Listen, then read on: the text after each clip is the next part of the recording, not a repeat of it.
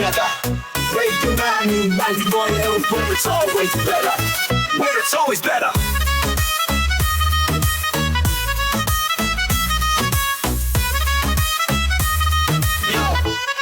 Yo, सुबह का सूरज या शाम का रंग, we bring you joy हर जुबान का धन. Community की बात हम हैं आपके साथ, let's spread the love. चलो मिल के साथ tune in, turn up, दिल से बात करो. Radio Manu 92 FM के साथ चलो. Every voice counts, हर लम्हा यहाँ. चलो बात करके देखते हैं, let's all shine on. Yo, let's all go. सेहत की बात और dreams to share. Radio Manu 92 FM, we're always there. From unity to joy, we bring the light. Every word, every tune makes everything right. Listen up, it's time to unite. Radio Manu 92 FM, shining bright. Dill se suno, we love and care. Chalo baat karke dekhte hain, let's take it there. So come along for the ride. Radio Manu 92 FM, we're by your side. चलो बात करके देखते हैं. Your voice, your guide.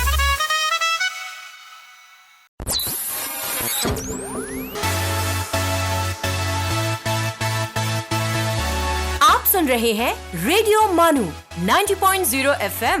चलो बात करके देखते हैं.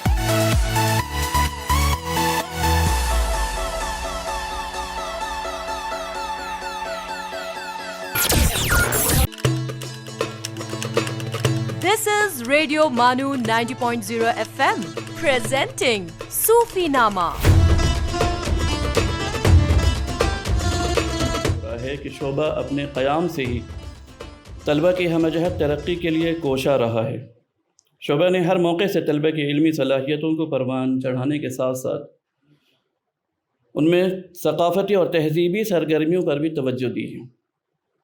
आज की ये मजलिस एक ख़ास इल्मी अहमियत की हामिल है, जो इसी कड़ी में एक इजाफ़ा है. और उसकी एक वजह हमारे दरमियान शोबा Islamic studies Safi institute university of Calicut Kerala के आए हुए तलबा और असातिज़ा हैं, जो सिर्फ़ इल्मी तबादले ख़याल के लिए मानू तशरीफ़ लाए हैं. और मैं सभी तलबा और असातिज़ा का शोबे के जानिब से और मानू की जानिब से इस्तक़बाल करता हूँ. मैं सदर मोहतरम की इजाज़त से इस प्रोग्राम का आगाज़ करने के लिए मोहतरमा ज़रीना यास्मीन साहबा, जो रिसर्च स्कॉलर हैं डिपार्टमेंट ऑफ इस्लामिक स्टडीज़ से, कि वो उनसे दरख्वास्त करता हूँ कि वो आएँ और कुरान शरीफ की तिलावत से प्रोग्राम का आगाज़ फरमाएँ. अस्सलामु अलैकुम व रहमतुल्लाहि व बरकातुहू. बिस्मिल्लाहिर रहमानिर रहीम. या अय्युहन्नासु तक़ू रब्बकुमुल्लज़ी ख़लक़कुम मिन नफ़्सिन वाहिदा व ख़लक़ मिनहा ज़ौजहा व बस्स मिनहुमा रिजालन कसीरन व निसा वत्तक़ुल्लाहल्लज़ी तसाअलून बिही वल अर्हाम इन्नल्लाहा काना अलैकुम रक़ीबा. O people, fear your Lord, who created you from a single soul, and from it created spouse, and from them both has spread many men and women. And fear Allah, in whom name you demand mutual rights, and be mindful of your blood relations. Indeed, Allah is observing you at all times. Jazakallah khair. बहुत शुक्रिया.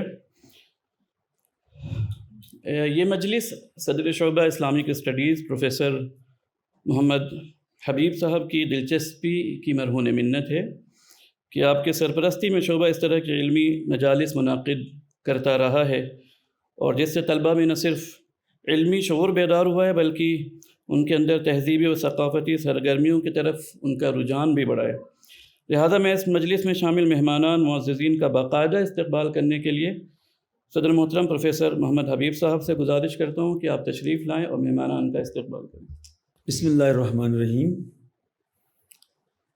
Most respected Professor Sayyid Ainul Hasan, Honorable Vice Chancellor Manu, esteemed Professor S.M. Azizuddin Hussain, Honorary Professor Manu, Dr. Atif Imran, distinguished guests, faculty members, scholars, and dear students.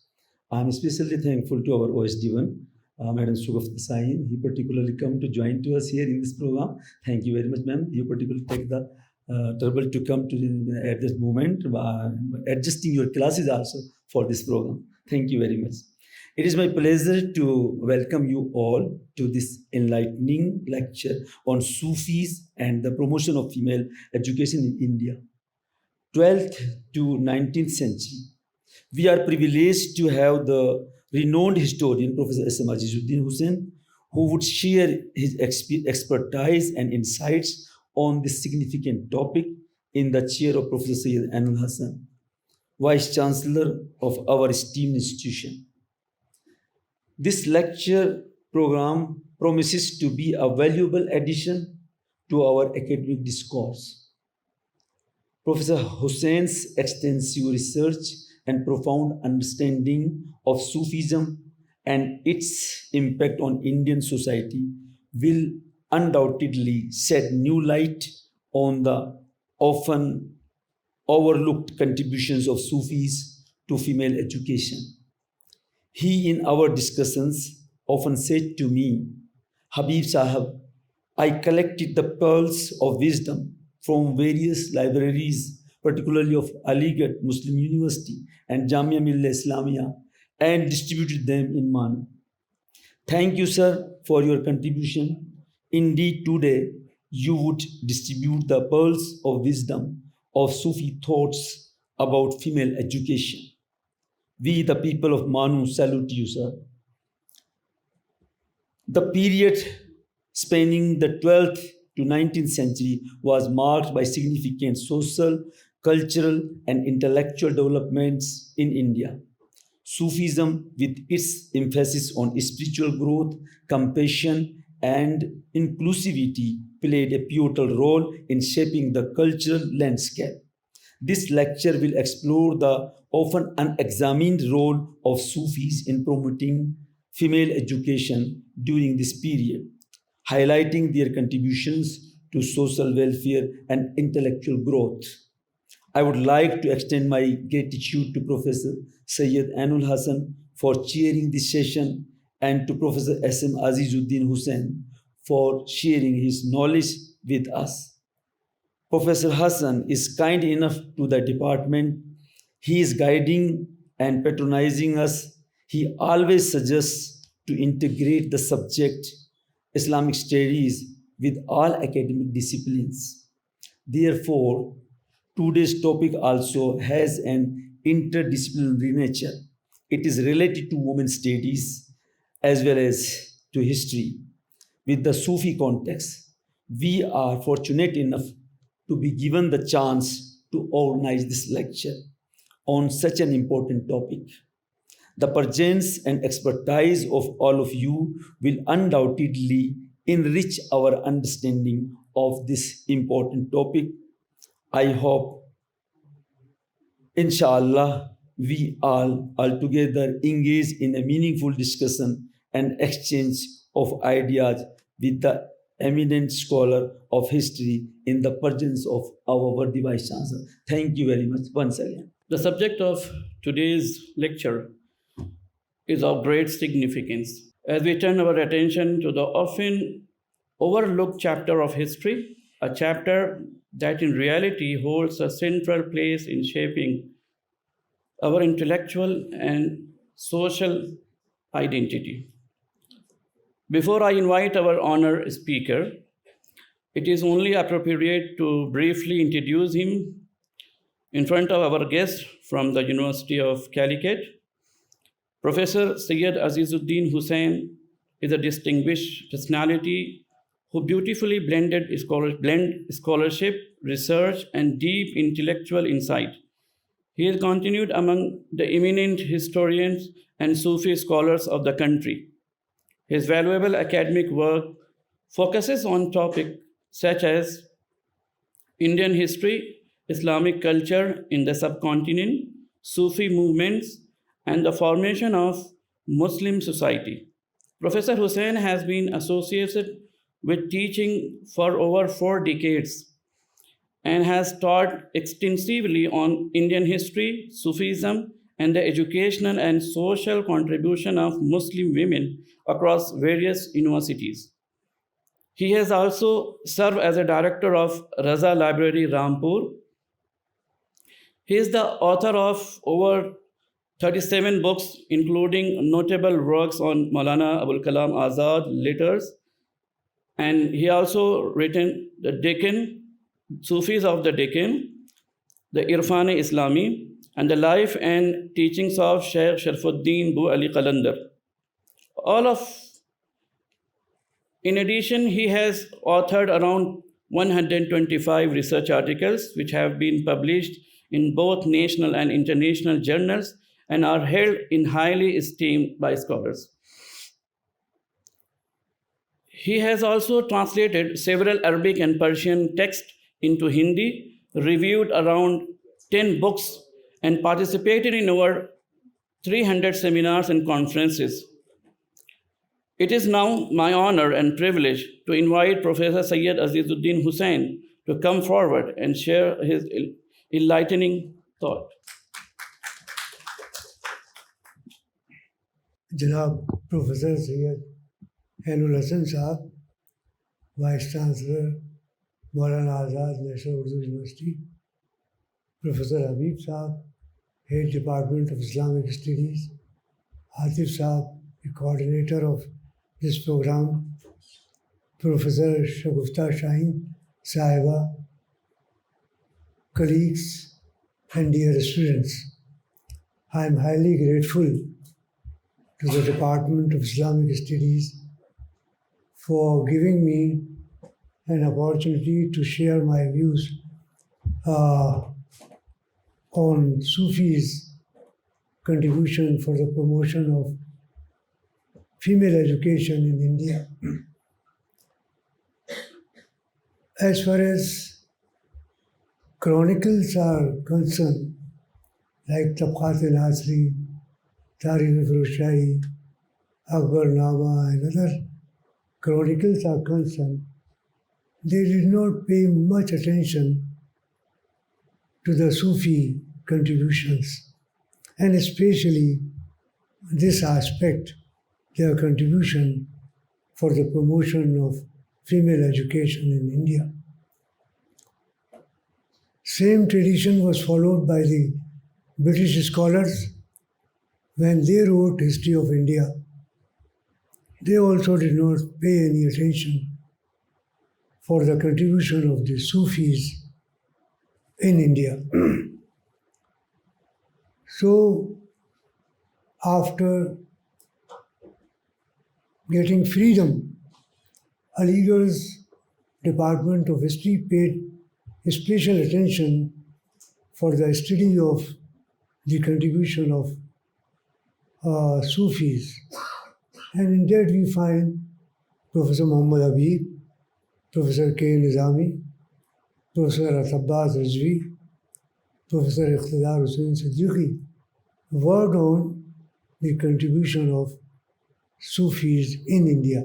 Now, as far as this topic is concerned, so while I was working on Sufis of Punjab, Sufis of Deccan, and Sufis of India, so I got a lot of information about their contribution for the promotion of learning among women. Now, as far as two sources of Islam are concerned, Quran and Hadith. So God says in Quran, women have the same rights against their men as men have. Men shall have a share according to what they have earned, and women shall have a share according to what they have earned.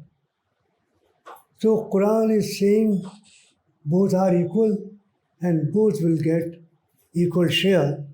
There is no question of any inequality. Prophet Muhammad said, acquisition of knowledge is compulsory for all Muslims, both male and female. Again, there is no distinction. It is the duty of all male members, all female, to acquire knowledge. Even in his Hajjatul Khutbah at the Hajjatul Wada, he also repeated this same and said there is no difference between the two and equal opportunities should be given both men and women. Hazrat Ali, the Imam Awliya, said, knowledge has brought them very near to the reality. Whosoever wants to acquire knowledge, heaven will accommodate them. So, Sufis considered Hazrat Ali as their Imam, and he also directed that it should be like that. Even in the khutbah of the Friday prayer, the names of Hazrat Aisha, names of Hazrat Fatima are recited. So it means, along with the Khulafai Rashidin, the names of the female are incorporated in the khutbah of the Friday and the Eden. My ancestor, Mir Sayyid Ali Hamdani, who worked in Kashmir during 14th century, he wrote a book, Zakhiratul Muluk, and he said in that book that it is the duty of all learned to educate their family members, locality and the city. And if they will not do it, then on the day of judgment, they will be responsible for this fault. Amir Khusro says that as far as Hazrat Isa is concerned, so he is not recognized by his father's name, but mother's name. So in that way, mother enjoys an important position. Maulana Azad, this Maulana Azad University, so he also wrote a tafsir. He says, God has announced the significant aspect of social life of people. These 4 words has given all rights to women which she never got. So Maulana Azad says that Quran gave all these rights, but she never got those rights. And then the scholars of Islam, they discuss that Islam produced so many muhaddisa, mufassira, and all that. And there is a long list given by, but what happened? The monarchical government also saw the resurfacing the old Jahiliya social, ethnic, and tribalistic basis, which Islam had already abolished it. It was less Islamic, more Arab. Muslims were divided into Arabs and non-Arabs. A non-Arab can't marry with an Arab woman or vice versa. With the foundation of Mulukiyat in 661, things started taking reverse of that, and that is why we find the women also suffered. In 1206, foundation of Sultanate was laid down in India, and it was basically an offshoot of the Abbasid government at Baghdad. They also followed the footprints of the rulers of Baghdad. But with the establishment of Mulukiyat or hereditary monarchy, Sufis distanced themselves with the monarchs. And because they thought that they will not take interest in the basic features of Islamic society, culture, economy, and other things, so they started working in the other way. Sufis treated men and women on equal basis. They were having a respectable and sympathetic attitude towards women. Ibn Arabi, the author of Futuhat al-Makkiyah, a spokesperson of Tasawwuf, had given a respectable position to women. He considers women as Mohsina Insaniyat, benefactor of mankind. So Ibn Arabi gives this status to the women in a monarchical setup. Outside India, around 84 Sufi women worked, such as Rabia Basri, Rabia Undia, Maryam, Momina, and others. The biographies are given by Abu Abdur Rahman during 11th century AD in his book Tazkire-e-Khawatin Sufiya. आप सुन रहे हैं सूफी नामा radio मानू 90.0 FM पर।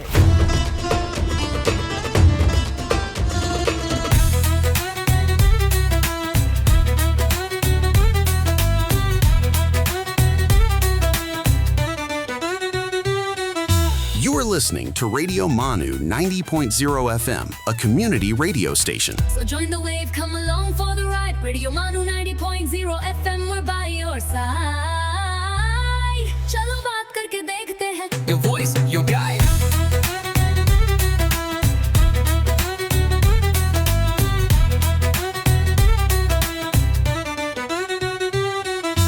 This audio has been generated through AI. Let's listen to History's Mysteries. आदाब दोस्तों, आप सुन रहे हैं रेडियो मानू 90.0 FM और मैं हूं आरजे उबैद। खैर मकदम है आप सबका हमारे खास प्रोग्राम हिस्ट्रीज विस्ट्रीज में, जहां हम तारीख के उन दिलचस्प सफ़ों को खोलते हैं जिन्होंने इंसानी जिंदगी को बेहतर और महफूज बनाया। आज की कहानी है सोप यानी साबुन की।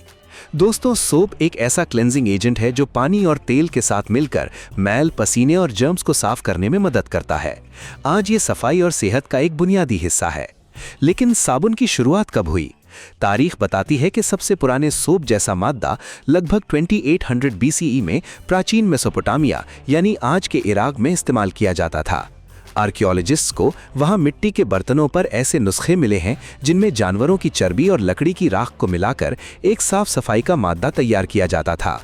बाद में प्राचीन मिस्र यानी एंशिएंट इजिप्ट के लोग भी लगभग 1550 BCE तक नहाने और कपड़े धोने के लिए इस तरह के मिक्सचर्स का इस्तेमाल करने लगे। इसका जिक्र मशहूर एबर्स पपायरस में भी मिलता है, जो दुनिया के सबसे पुराने मेडिकल डॉक्यूमेंट्स में से एक माना जाता है। इसके बाद रोमन्स ने पब्लिक बाथ्स का रिवाज आम किया। हालांकि वो अक्सर तेल और स्ट्रिजिल नाम के एक खास औजार से जिस्म साफ करते थे, लेकिन वक्त के साथ सोप का इस्तेमाल यूरोप में भी बढ़ता गया। 19th सेंचुरी में साइंस ने सोप बनाने के तरीकों को और बेहतर बना दिया। फिर लुइस पास्चर की जर्म थ्योरी ने यह साबित किया कि सफाई और हाथ धोना बीमारियों से बचाव के लिए कितना जरूरी है। इसके बाद सोप सिर्फ सफाई की चीज नहीं रहा, बल्कि पब्लिक हेल्थ का एक अहम हिस्सा बन गया। मैं हूं आरजे उबैद और आज के हिस्ट्रीज मिस्ट्रीज में फिलहाल इतना ही। अगली बार फिर मिलेंगे तारीख के एक और दिलचस्प सफर के साथ। तब तक के लिए अपनी सेहत का ख्याल रखिए और सुनते रहिए रेडियो मानू 90.0 FM। चलो बात करके देखते हैं। आप सुन रहे थे हिस्ट्रीज मिस्ट्रीज।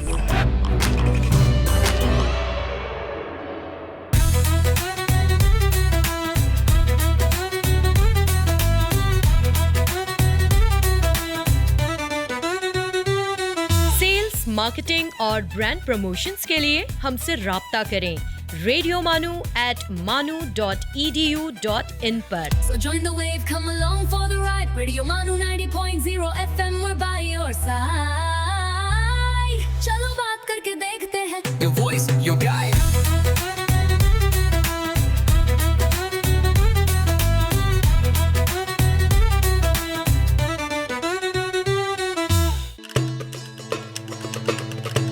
आप सुन रहे हैं सूफी नामा रेडियो मानू 90.0 FM पर।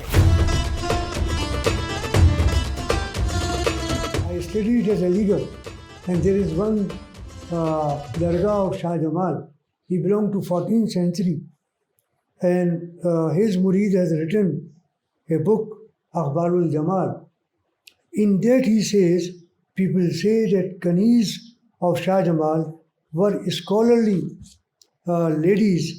They have achieved perfection in the field of knowledge. That during 14th century, the name was Kohl. So the author writes, Kanizkane Eshan Arifane Kamilane Budan, that they have reached to the highest point of Irfan during 14th century. So this shows that Sufis were also training their murids also. They have achieved perfection in the field of knowledge. But I think there were other women Sufis in India. It is highly amazing that Mughal novelistical biographical accounts like Zakhiratul Khawani, Masrul Umra, Tazkiratul Umla does not have a single name of a female. And on the other hand, we find that Sheikh Abdul Haq Muhaddis Delhi, who wrote Akhbarul Akhyar during 16th century, and he covers from 12th century to 16th century all biographies of the ulama, but there are only 5 biographies of female persons. What happened to other females, those who were working? It is missing in his book. 12th century, 13th century, 14th century, 15th century and 16th century, you find only 5 women only in India. So this shows that we did not pay any attention for the promotion of learning among women. But in that we find Deccan played an important role as far as the promotion of learning among women is concerned in comparison to the, even Sufis did not pay so much attention. Khwaja Sayyid Muhammad Hussaini Gesudaraz wrote Charkha Nama. He wrote in Deccani and all Islam. So when she is weaving the Charkha, so there she will reciting the Charkha Nama, and all family members, his son and daughters and others also, they were listening. So indirectly, informally they were educating all family members about it. I wrote an article, Sufism Influence on Mahatma Gandhi, and I have written that Mahatma Gandhi has taken Charkha from Gesudaraz because Indian National Congress has adopted Charkha as a symbol of the freedom struggle. In that period, they were reciting the national songs, but in 15th and 16th century, they were reciting about God, Prophet, fundamentals of Islam. Sheikh Muhammad Dawal wrote Nari Nama, the position of women in Deccani. Then Shah Abdul Hayy Bangalori wrote Tuhfatul Banat. Then Masnavi Akhde Fatima. Then Shabbir Ansari wrote Tuhfe Nisa. Then one scholar wrote Hukuk-e-Niswa. What are your rights? Rights of the women. So he has written during 16th century. Sheikh wrote Tafsirun Nisa. Ayaghi wrote Nijat Nama. And Karamat wrote Charkha Nama. Burhan Shah wrote Charkha Nama. Sheikh Muhammad Khushdahan wrote Lori Nama.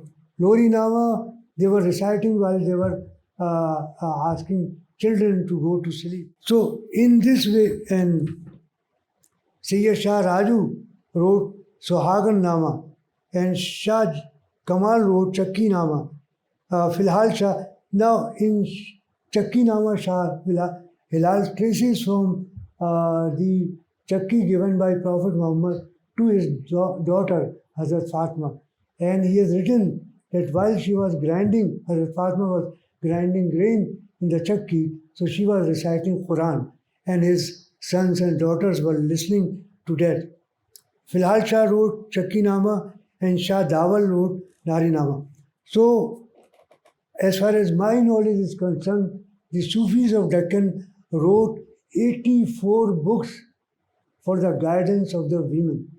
Now you just imagine that when any female will read 84 books, she will be a scholarly lady. So in this way, informally, they educated the women.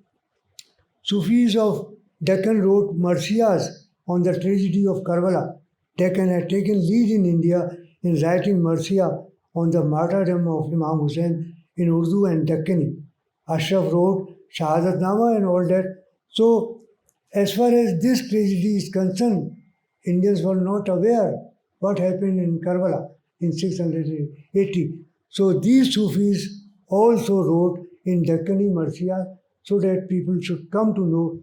And there in Gulzar-e-Asfiya, I came to know one story that on 10th Muharram, a procession of Bibi ka Julus was taken out in Hyderabad.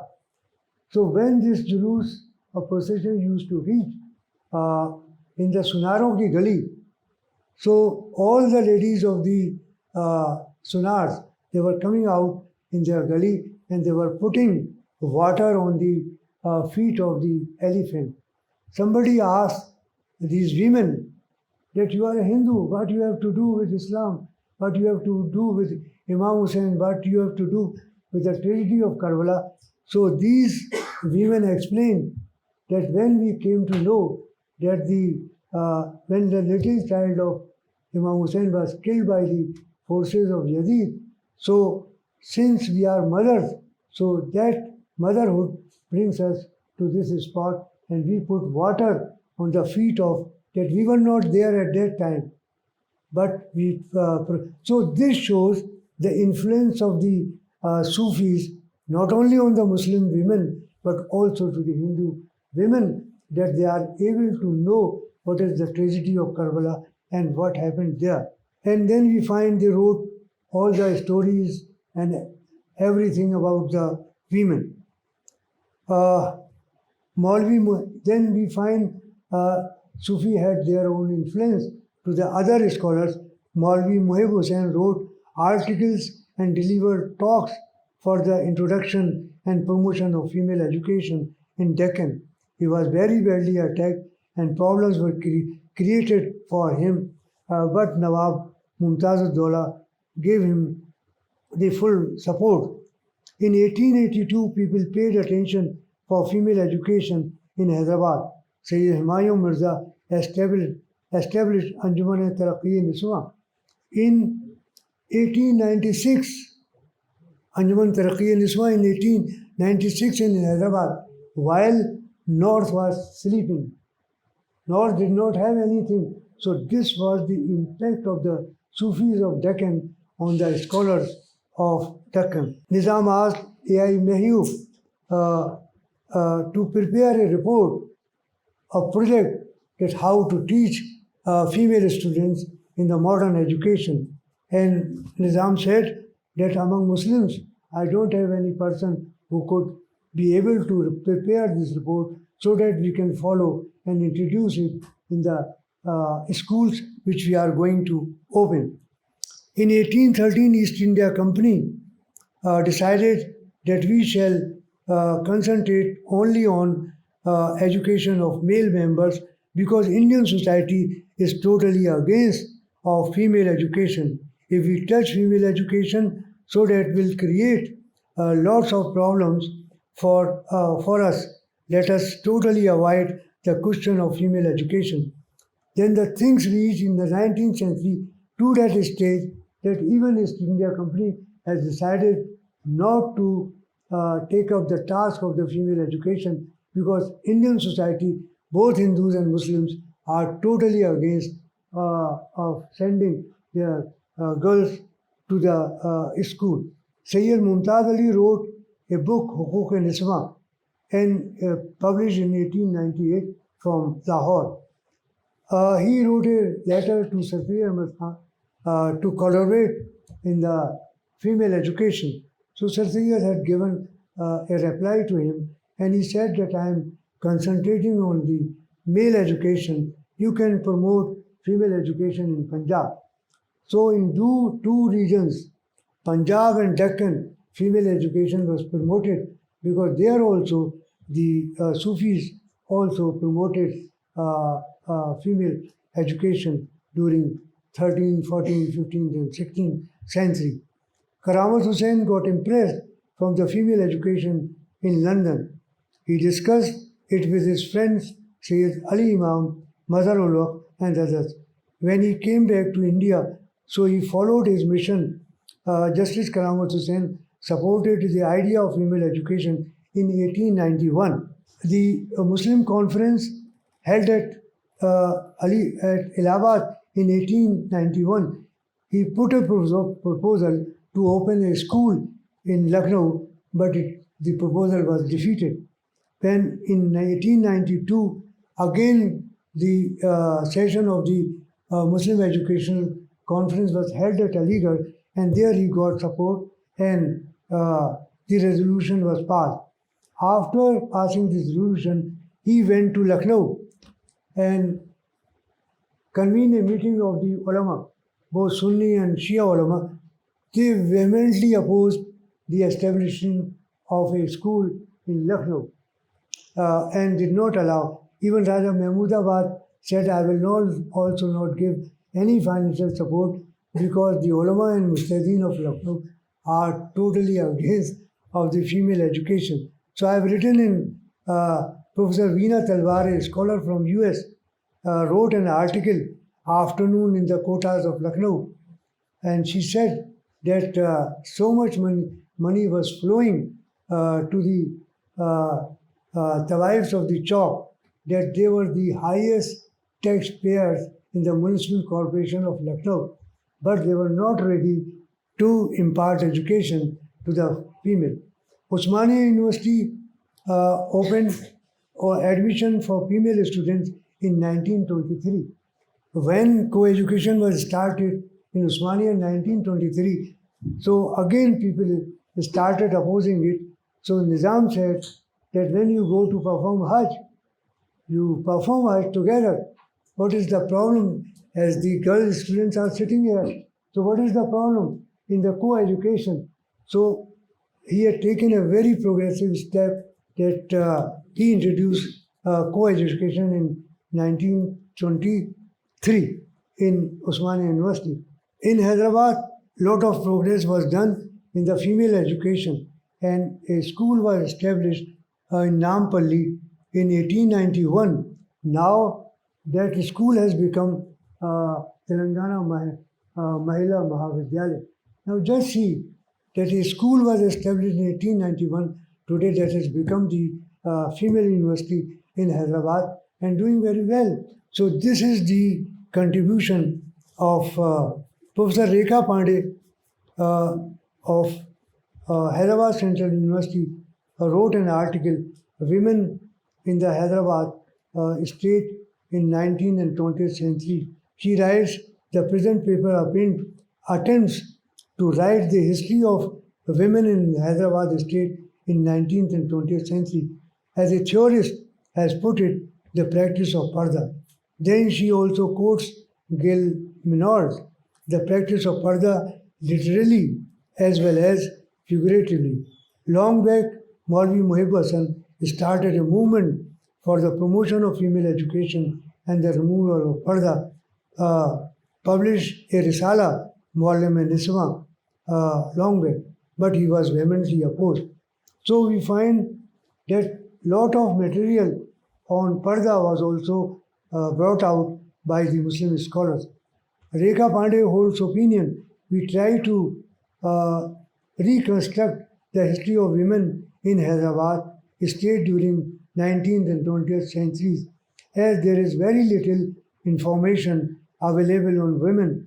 That which is available pertains to only elite women. This paper by and large focuses on these women only. There are two reasons for this statement of Rekha Pandey. Number one, she is not aware of these sources of Sufis of Deccan. I have given the bibliography of, in my Sufis of Deccan, 485 sources written in Hyderabad about the Sufi movement and about the role of Sufis for the promotion of.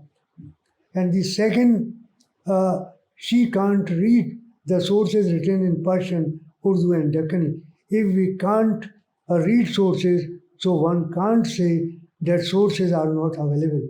A lot of material on women is available and waiting for the attention of historians and other scholars. Shel Mayaram, Zoya Hassan, Rekha Pandey and other scholars who have worked on female education in historical perspective are not aware of this contribution of Sufis of Deccan written in Persian, Deccani in Urdu. M.R. Eaton, the author of Sufis of Bijapur, talks about warrior Sufis for defaming them. The project he projected Sufis as they were fighting and killing Hindus, but he totally neglected the other, overlooked the contribution of Sufi of Deccan for the promotion of female education. How these Sufis wrote books for the guidance of women in Deccan. To conclude, I can say that Islam is not responsible for this position of Muslim women at all. The Western scholars say, even Maulana Ali Mia wrote a book, Islam mein Aurat ka Maqam. He also talks about Jahiliya period, and then he comes to 19th century. What happened to 12th to 19th century? What we were doing in India, in Delhi, in Bengal, in Gujarat. So even our ulama also try to hide this lapse of the Muslim ulama and the rulers also both at all. But Marusi Mulukiyat, hereditary monarchy, is responsible for the precarious situation of the Muslim women throughout the world. Secondly, British India, after 1947, historians of Aligarh like Professor Muhammad Habib, Professor K. Nizami worked on Sufis of India, but the contribution of Sufis of India for the promotion of learning among women is also missing in their writings. Sufis tried their best to educate women, but their resources were too little, but their contribution is of great importance. I will conclude with this verse. वजूद ज़न से है तस्वीर कायनात में रंग, उसी के साथ से है जिंदगी का सोज़े ज़रूर. Thank you very much. You were listening to Sufi Nama on Radio Manu 90.0 FM. चलो बात करके देखते हैं.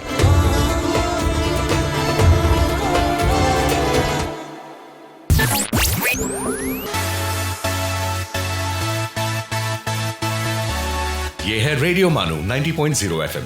चलो बात करके देखते हैं.